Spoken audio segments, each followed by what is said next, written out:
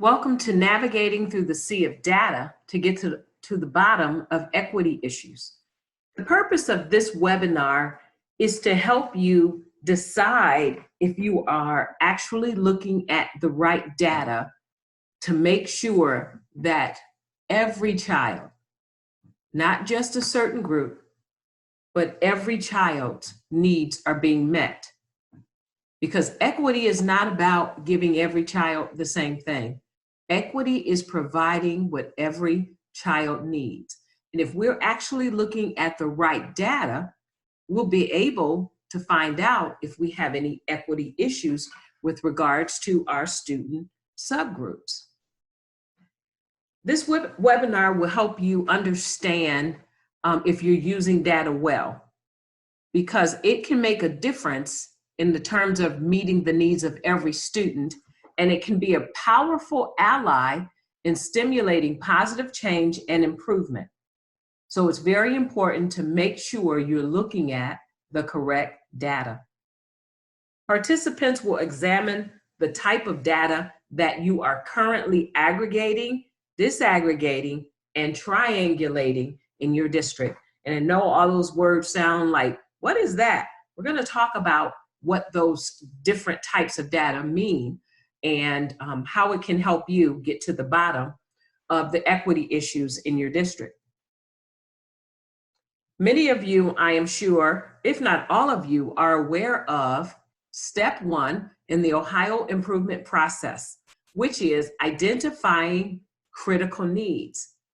Identifying critical needs is the very first step in the Ohio improvement process.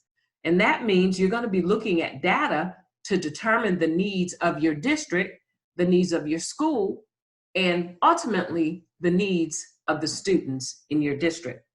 So looking at data falls right into step 1 of the Ohio improvement process. So let's dive into the data, and we'll talk a little bit about those 3 different methods or 3 different ways to disaggregate or aggregate and or triangulate data. So let's just dive into it.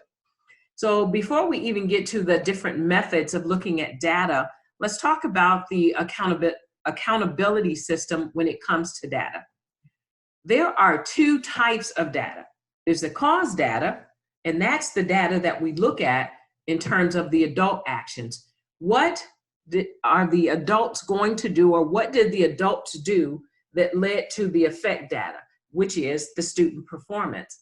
And oftentimes we stop at effect data and we simply look at the student performance data, and that is the outcome of what we did, but we don't look at what caused it, which is in fact the adult actions. So I want to encourage you moving forward to not only take a look at effect data, but cause data as well. And I will pause, give you some time to kind of talk about the difference between cause and effect. And there are various examples that you could take a look at. If you need more information, we can provide that for you. So let's get started. Answering the questions that count. How do student outcomes differ by demographics, programs, and schools? What is the longitudinal progress of a specific cohort of students? What are the characteristics of students who achieve proficiency and those who do not? Those are the questions that count. So my question to you, based on the data that you're currently using, are you collecting the correct data? And if you can't answer the questions, sorry about that. If you can't answer the questions that count, chances are you are probably not looking at the correct data. And we're going to help you with that. So it's good. It's okay. We'll get there. So let's move on. Here's some more questions you might ask yourself in terms of the data that you're using. Where are we making the most progress in closing our achievement gaps? Do we know if absences and the mobility rate of our students, does it affect our assessment results? How do our student grades correlate with state assessment results and other measures? So I've just given you 6 questions to kind of talk about in your teams. So take a few minutes, see if you can answer those 6 questions based on the data that you are currently collecting. Intersection. What's so important about intersection when it comes to data? Well, this quote by Barnhart will help you understand the importance of intersection when it comes to looking at data. Schools can get a better picture of how to improve learning for all students by gathering, intersecting, and organizing different categories of data more effectively. And that's what we want to encourage you to do, is to not look at one piece of data, to not just look at the state assessments. Because if you just look at the state assessments, you're not going to get to the bottom of your equity issues, because you have got to intersect other pieces of data with your state assessments in order to get to the bottom of your equity issues. So let's talk about it. So how do we intersect data? Well, we're going to start by taking a look at the typical methods of aggregation. First of all, there's one way, and that's intersecting when you take 2 data categories. And what does that do for you? For example, if you, rather than just do one piece of data, what is the benefit of it? When you cross 2 categories of data, you are going to get a more vivid picture of your school. And if you weren't able to answer those 6 questions that we mentioned prior to this slide, then you probably aren't aggregating your data with other categories. You might only be looking at one category of data. And so you want to take a look at perhaps, here's some more questions for you. And we talked about it. If you couldn't answer that question about whether or not do students who attend school every day get better grades, that is about demographics and student learning. So that would be 2 pieces of data that you would have to intersect, and that would be looking at student achievement versus attendance. So you can look at your attendance data, and you can look at your academic data, and you can take a look and see the kids who are absent more often, is it affecting the outcome of their academic scores? And that would be called, of course, intersecting 2 pieces of data. Here's another example of a question. Do students with positive attitudes towards school do better academically as measured by teacher assigned grades? So there you're looking at student perceptions, and you're also looking at student learnings. Another example. Did students who were enrolled in an interactive math program this year perform better on standardized achievement tests than those who were enrolled in a traditional math class? So what 2 pieces of data or 2 categories are we looking at there in terms of intersecting? We are actually looking at student learning and school processes. So there are various categories of intersection, but you have to ask yourself, what are we looking for? So if you're looking to see if attendance affects academic outcome, so of course you'll look at attendance. So then you might have a question, is there a gender difference in students' perception of the learning environment? How do girls feel about the learning environment? How do boys feel about the learning environment? And is there, and I know didn't mention academics, but the perception of students matter in terms of their academic outcomes. So the 2 pieces of data there you might intersect would be student perceptions with regards to gender, and then demographics. But guess what? Well, actually it's demographics in terms of gender and the perception of students. Is it the same? Do we have the same outcome? So it's not always about necessarily the academics that you're intersecting data. So we just looked at different kinds of data that we can intersect over time. We can look at standardized test scores, perhaps. And that's, so now we're going to take a look at, so I mentioned the two 2 categories. So of course you can intersect 3 data categories. So that could be, let me give you an example. Do students of different ethnicities perceive the learning environment differently?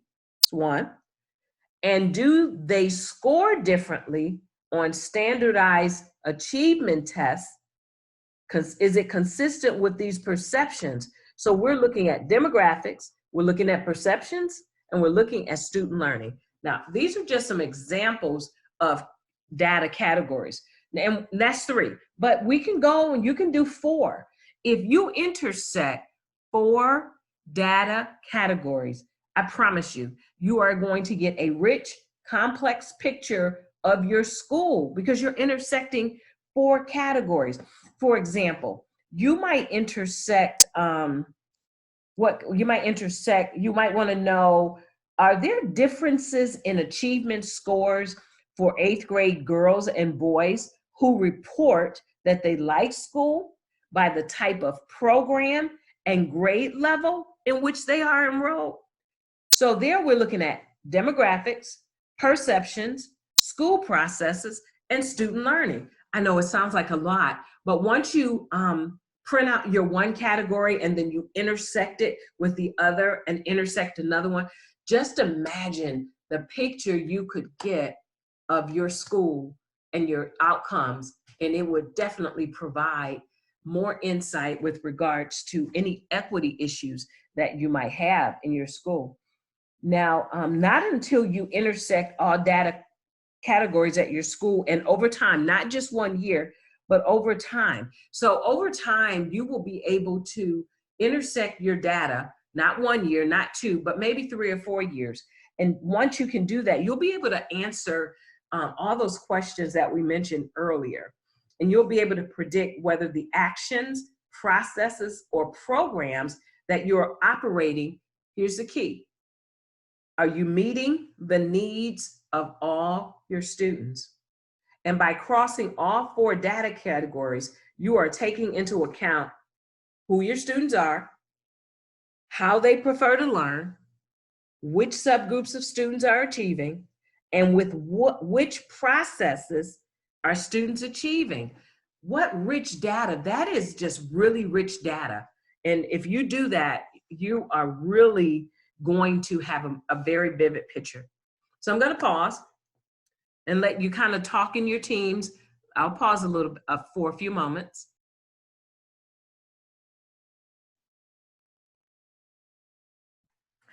Okay, so let's talk about disaggregation of data. And typically that's what we as school districts do more of, is we do more of disaggregating data. We often will get our student achievement data. And when we get our student achievement data, it's often reported to us as a whole population. For example, as cohorts, year levels, it might say, here are your 9th grade reading scores. Here are your 3rd grade reading scores for this particular school year. And that's called aggregate data because it's just all 3rd graders, all 7th graders, all 9th graders. That's called aggregate data.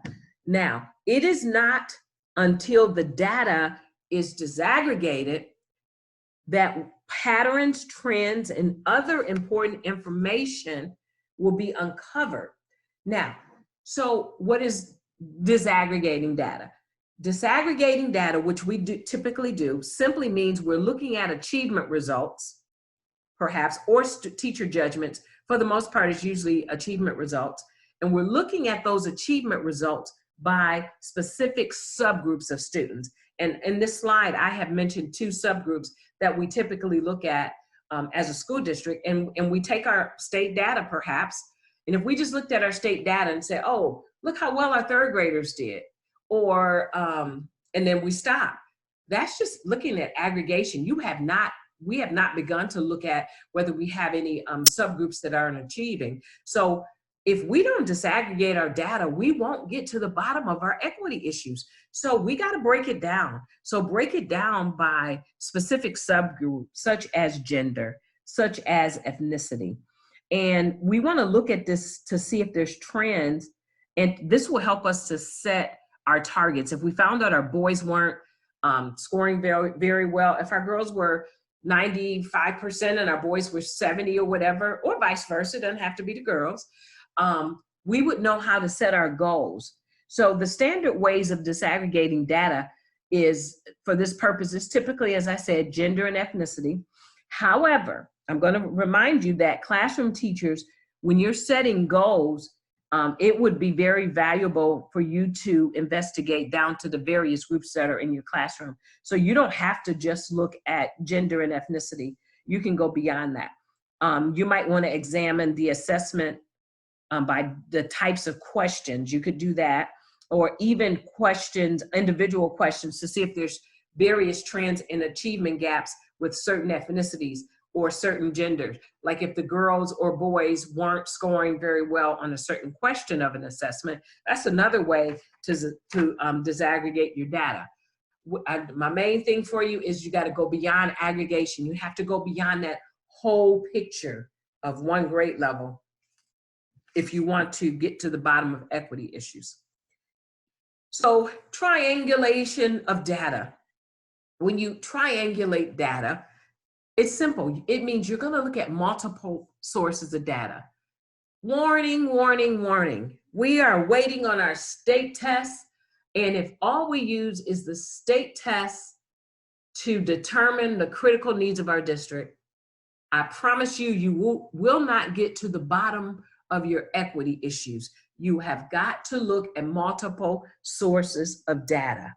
And there are a lot of, we have to go beyond the state test. What are some things we could use? There's plenty. You can do surveys, you can do informal tests, you can do district tests. You can look at your map data, crawl data. So there are various things you can look at. My main purpose here is that the triangulation of data will strengthen your inquiry and allows for better decision making. Why? Because you will have additional sources of information and you'll have a more vivid picture of your critical needs. Because you will find that there are going to be some inadequacies in one source data. If you look at one data source, I promise you, you're not going to get everything you need. You've got to have more than one source of data. So have multiple. As a district, if you're looking, and I work with one district and they said, Denise, all we have is the state test. And I say, guys, you've got to get more data to look at. Look at your common assessments. Have some more assessments as across grade levels. So we just talked about, we can't just wait. So what are we going to do? Wait until we get to the state test, until that comes out to find out we have an equity issue? Absolutely not. So one of the things is, if you have, we all do, the state assessment, which is what? It's effect data. I would encourage you, you could look at grades. So you don't look at just the state data and say grade 7, but or grade 8 as a school district, but you can break it down by courses, you can break it down by grades, but then you can go beyond the effect data in the state assessment. What instructional strategies were used based on the outcome that you see in your effect data? I know I'm talking fast, but you can always pause. But just ask yourself, did you compare the outcome, which was the effect data of your third grade students, and if you had certain classrooms where the students scored higher on the reading test, did you really take a look at that data to find out what instructional strategies were used to cause that outcome? So that would also be another way to triangulate data. So summative assessments, formative assessments, teacher collaboration data. So that's my point there, is you gotta have more than one piece of data. So we're gonna wrap it up. You're gonna have time to work, and I hope you can, if you need more help, we have other resources for you. But what I'd like for you to do, and there's a handout that I will attach to this presentation, but take some time to look at what kinds of data are you aggregating, disaggregating, and triangulating to make decisions in your school. And as you complete that chart, if you find out, wow, we are really making decisions solely based on this one piece of data, then you know you need to look at the triangulation concept in your district when it comes to data.